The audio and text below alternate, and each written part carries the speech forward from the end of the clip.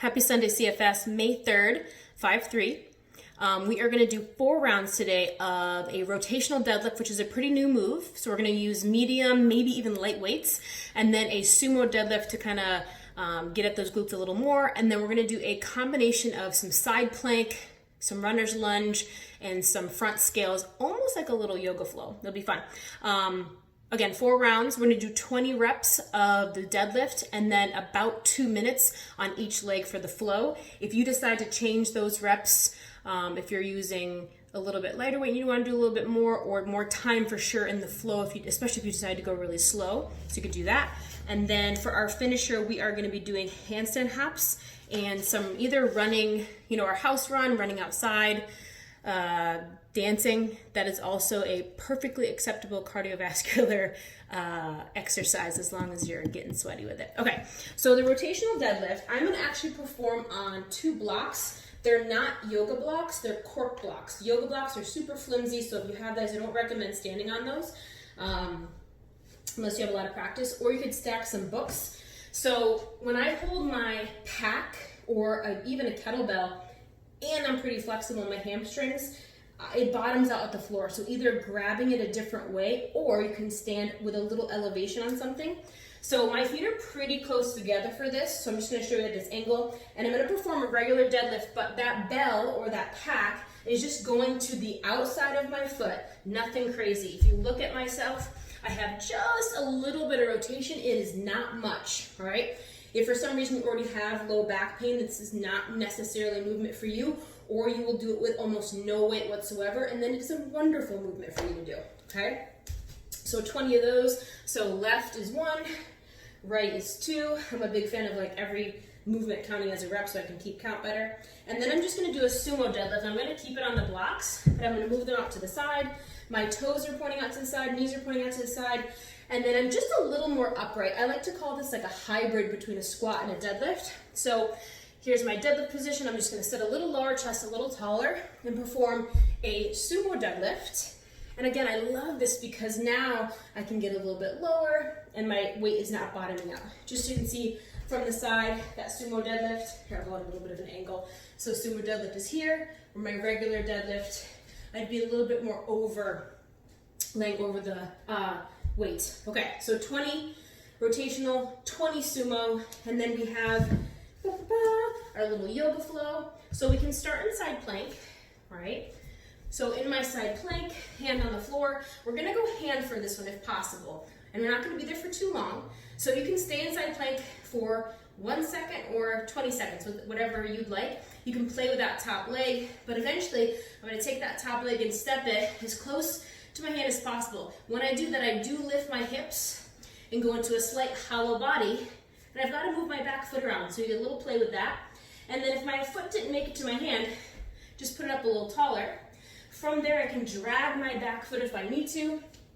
I'm just gonna enter into a front scale. So with that front scale, I'm gonna pull my knee up into my chest.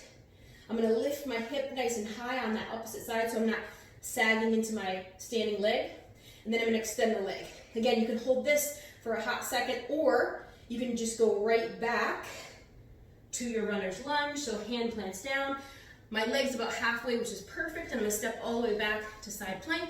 And then I'm gonna do that again. So I'm gonna step all the way up.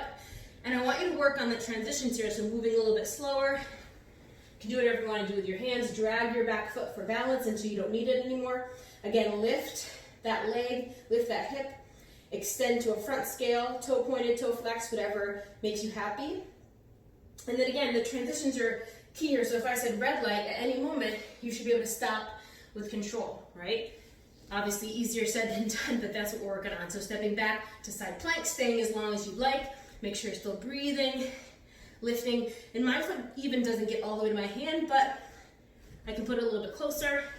And again, dragging my back foot when I don't need it anymore, pick it up, lift, and then you have your front scale.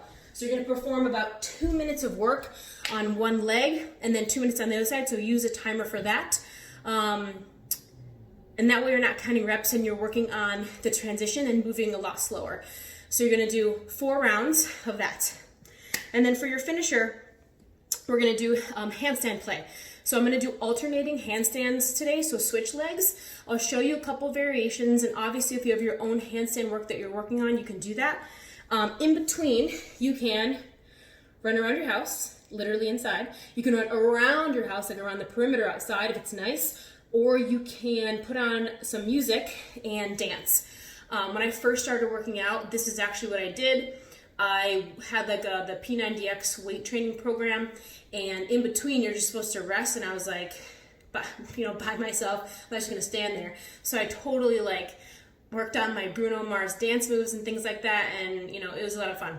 But it's also super motivating because it's your music, the stuff that you want to listen to. So that is also an option in between your handstands for about a minute or two. Okay, so the handstand hops. I'd like you guys to do switch legs, but we'll see what we can work with. So I first want to make sure that my shoulders are as far over as possible. A lot of times I see people kick up in the way back here, and that's really difficult. So lean forward every time.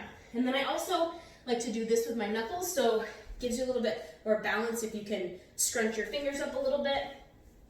And then I'm just going to do little baby hops. So maybe you just do the left side and then the right side, and that can be your switch, or you can switch in the air. And if you notice, I'm not really even getting that high. You do not have to get all the way up if you don't want to.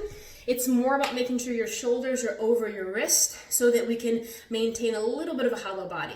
If you guys were in the Invictus talk that we did last Saturday, he was talking about how it's really hard to maintain a hollow body, and I was like, hallelujah, I have really tight shoulders. It's hard for me to keep a true hollow body, but I'm definitely not just dumping into my low back, and so I do want you to concentrate a little bit on that. Again, in between your handstand hops, so this is up to you. Your handstand hops might be one set, like left and right, and then you're like, okay, I'm good, and then go run around your house or go dance.